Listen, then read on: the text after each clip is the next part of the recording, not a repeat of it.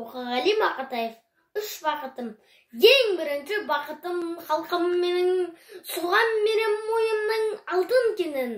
Ол бар болса мен бармын, қор болмаймын, қымбатырақ алтыннан нарқам менің.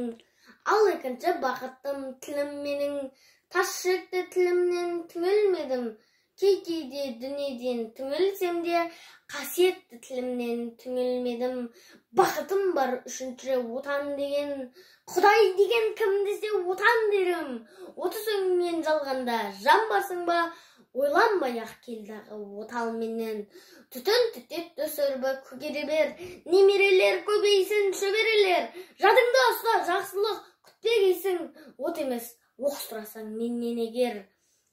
3 бірдей бақытым бар алақанда, мені мұндай бақытты жаратар ма?